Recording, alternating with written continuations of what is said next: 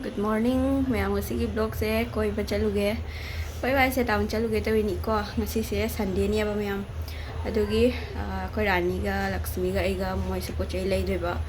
Adu se pochai lai ga dab lai doi thau se nang hak town da ko. Pochai khara lai uge. Nong se churi ma'am mapan da. Mai tau da no khang da ai se kuta se set ba gui da na. Se le ni ngasi. Ai ngon da khitang di tight oi ba ma'am. Puksena yadre ba. Chaman na puk se kang thore ma'am.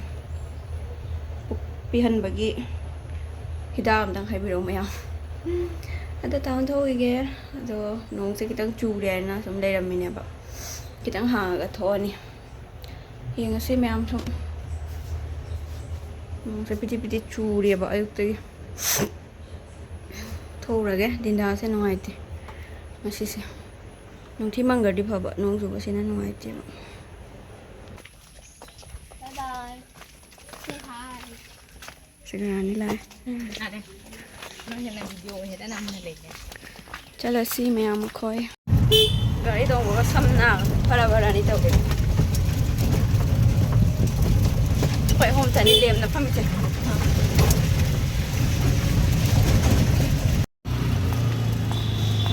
Me am Sunday oi bini. Mi ka naam laite gari ka naam chatte amna. Sivri nuai.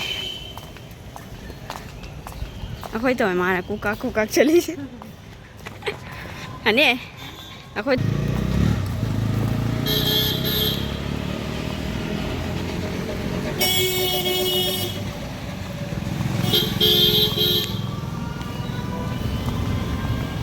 gari yamna chatte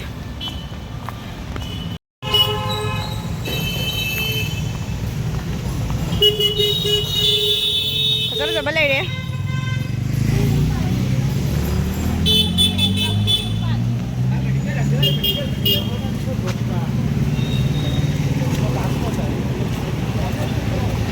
Wow, siapa sih ini? Memang pasal dia. Wow, siapa sih ini? Siapa panlam keman dia ni? Gimana sih? Aku federal tu itu tu. Memang aku bisal dah nak cang ya. Siapa cuma haudrom ya aku shopping je. Hah? Kamu dah selesai nak? Dah selesai lah, Mek. Angau betul. Tani ne ma'am से फजब रहे हूँ जो से फटी फस गई चंदन मच्छू दुमाइना ने के मेरा से गदी जना उधर 299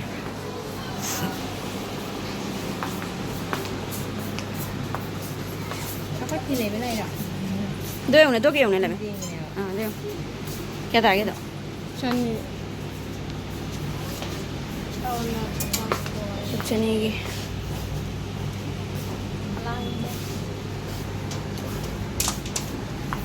Đây số phật sắp sắp lại yang si.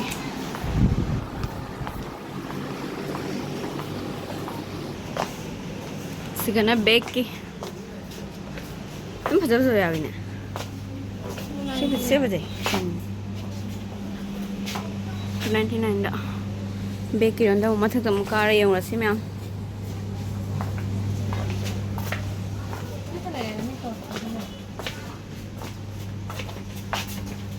Lemang bag ada sumber masih dah. Kerap ikut daraba.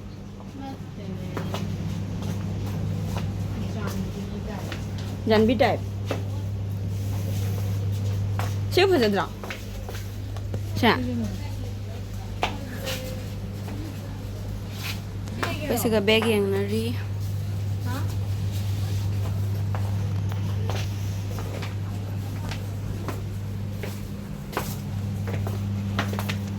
Thắc tầm mulai kari yang tu mà thắc tầm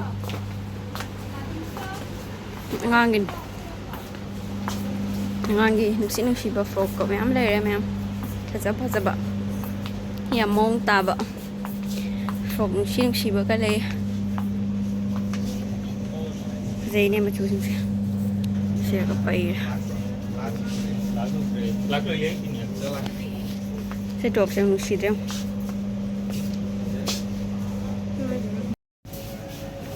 ma'am से ना खंगोप की जब ले रहे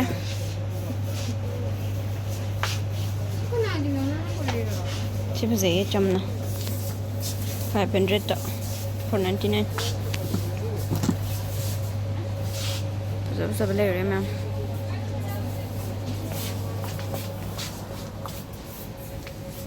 ꯁꯤꯒꯁꯨ ꯐꯖꯕ ꯂꯩꯔꯦ ꯃꯌꯥꯝ ꯄꯩꯁꯥꯗꯤ ꯌꯥꯝ ꯄꯨꯔꯛꯇꯦ ꯂꯩꯔꯔꯣꯏ ꯄꯩꯁꯥ ꯅꯥꯏ ꯑꯄꯥꯝꯕꯗꯤ ꯑꯄꯥꯝꯕ ꯃꯌꯥꯝ ꯂꯩꯔꯦꯍꯦ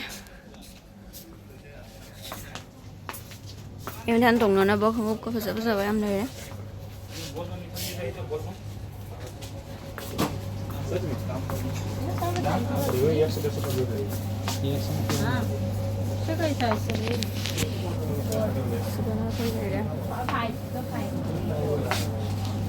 ꯁꯥꯏ ꯌꯥꯝꯅ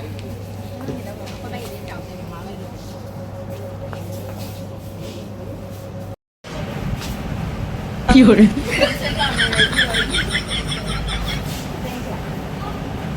May taon ko.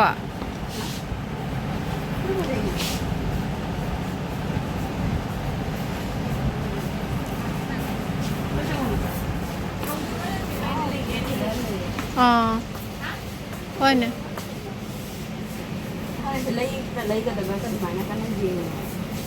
Man siya mali, ako'y masaksa. Diyan gibalay wala ka.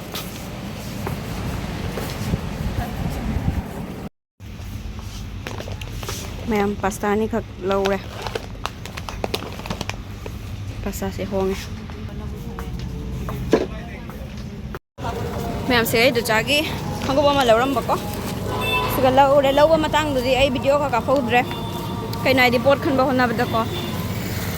Sum khango keno ni da. Tongna ba gi suchar ka thok pa da. Siga di am jigjag yam lai re he. Ado me ame ngasi so makata na lami nang bag khandoi ro ha not bad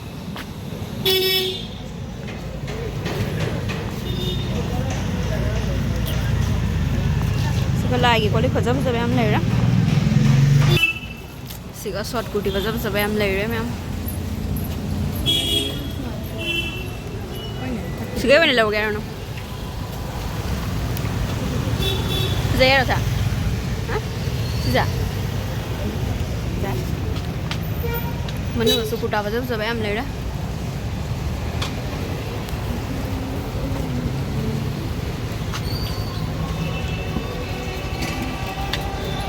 मन संग सिला रानी ला मन ला कुटा ऐसी पदी ने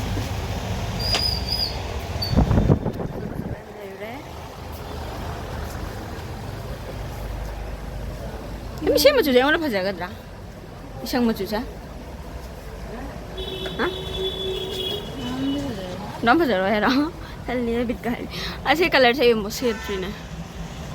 Sih saya yang mana fajar apa ya? Ni tu shade tu saya color.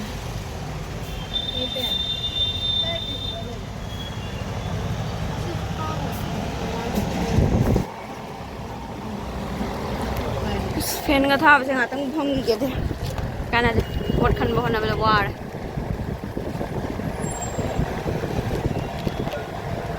Actually, me am feeling makada. Choose on the boat khali.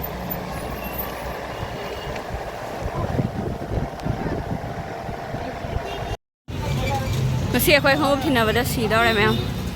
Lakshmi ki khawb thi riye. Dukan da changna. Si ga thara dukan mari ra manga ri shuraman. Fajaba yam lay do mai mita fajaba udaba ai na di me am pami ngo fajaba yaw sigo dukana war sang ure short kurti fajaba mali hore short kurti ma pula fajamani na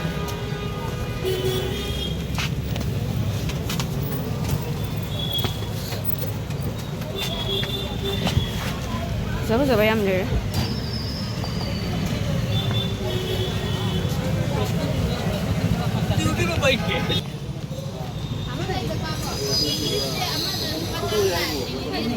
Siapa saya netra?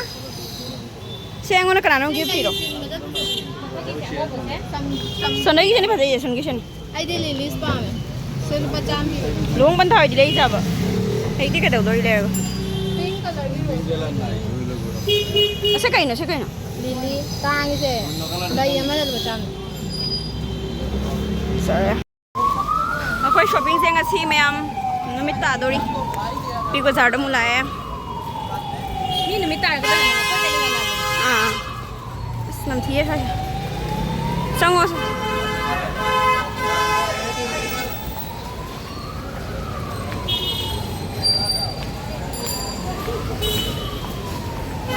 ꯉꯁꯤ ꯗꯨꯀꯥꯟ ꯀꯩꯀꯥ ꯌꯥꯝ ꯍꯥꯡꯗꯦꯀꯣ ꯁꯟꯗꯦ ꯑꯣꯏꯕꯒꯤ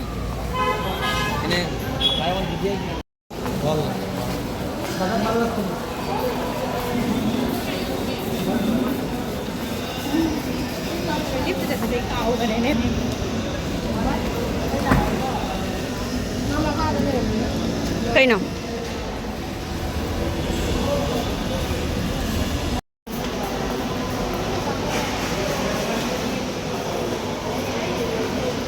nahasta mo na sang siyaro may ako kay kenom charaga sigagi halani kasi amdang thung na ba koy si koy bahay di loy jara ba niya kasi may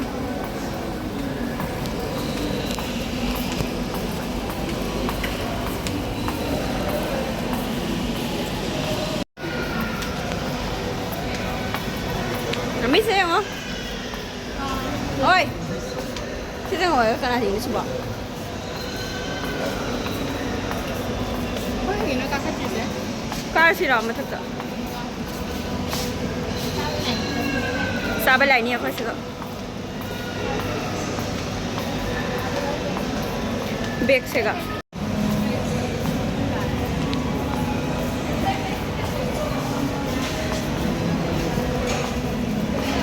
Kaisa siya no? Saning ba mahekta hairo? Mayam nahasta na change kenom char again sigo ko. Ay chaninge. Ay di loy ni he chaning.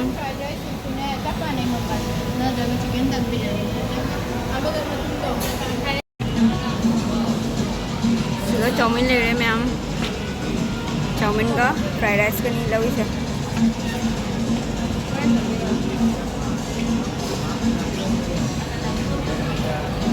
Xây thả phải ta cái đó không? Thế đấy sẽ hỏng đi mai mùng.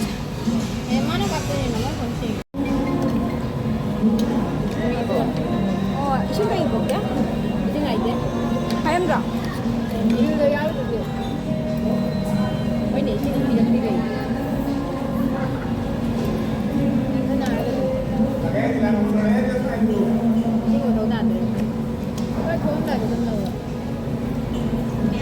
Hảo à? Hảo á?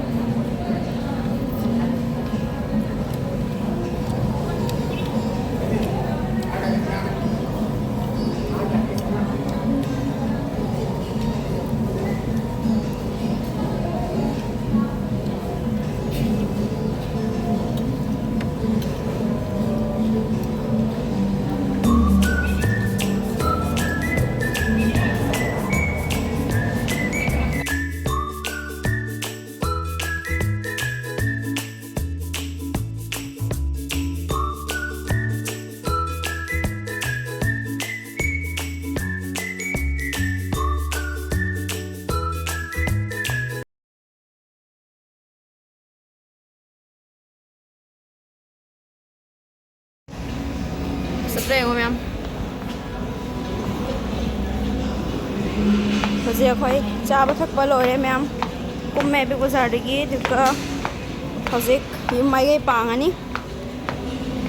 Lore shopping su lore. Hojik bag lai ka dawali ko. Lakshmi ki bag lai ni de halan. Shide mune ngang. Masak se bazari ngang se. Ma'am siga mu chowmin khara ngang single lobi ge. Big Bazaar mana kisi hawi ya bako.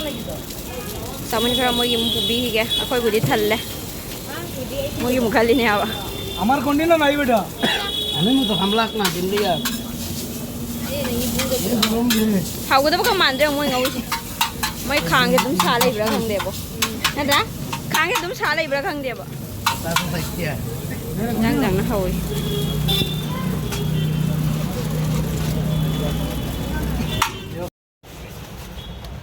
Maya Eikhoi bag ke dukan na mo chang ya. Sina last ni. เบกคันแล้วก็รอละปั๊มจารว่านั่งเกี่ยวปั๊มจารว่าพังอ่ะบ่ ฟังเด้อตีวางกันหัวลาย เพี้ยนก็ท่าเดียวมีจะตีเลยเนี่ยเพี้ยนเลยใช่ ที่เดียวที่ที่ด่าตัว แต่ นี้ เออเลย มันกับเลเดอร์เลเดอร์ ไอ้ตัวนั้นก็เบงกับคันดี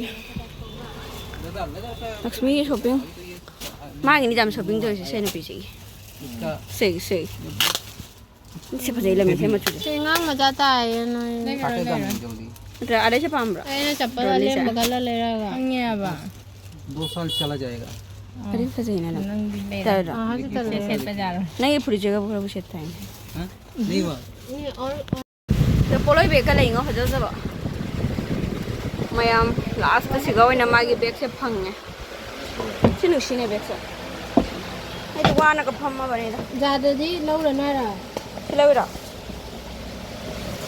मुशीरा पर के ना पर सिंचा nói gì già rồi lâu rồi bỏ xe rồi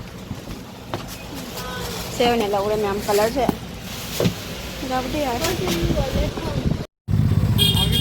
nhà mà khơi ngasi shopping से जात सुरे hay lúc người lâu này bỏ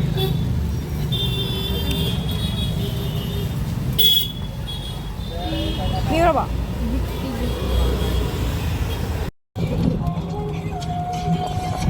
sai thế không lấy á ai đi anh đi thấy ไกด์ตรงนี้ ôi xin làm thở ai cái dưới xem rồi sao mình ก็ไกด์ตรงนี้ ôi cái phút làm xem rồi đúng không phải quay về tận là xem cốt cảm động hơn là phôi apel hay nâu thabi obi tại phố chắc chắn cốt cảm động hơn dạ lại hơi dịch là cái là có thể phải chạm kia rồi nó anh bắt đầu lôi này ao rồi rani xinh xinh xinh rani foto deh mình thôi ra मैं हाँ को था रही मैं हम तो काटा हम और हिसाब ले बेचेंगे वो वारे वो foto thôi có dám rồi वो हम मरी तक सले ấy mà giờ hay gật khơi nữa cái nấm mali đó foto xem muốn thích cái biển khá bây giờ phải làm chỉ lại thằng giờ đây ra thằng nó biển เวลาพอเสียคุยกันลำบิดสังเกตเดี๋ยวก็อีสิงสยามเจ้าได้หมดรัตเรียลเสียก็เดี๋ยวอีกบล็อกเสร็จเลยกันไหมบายบาย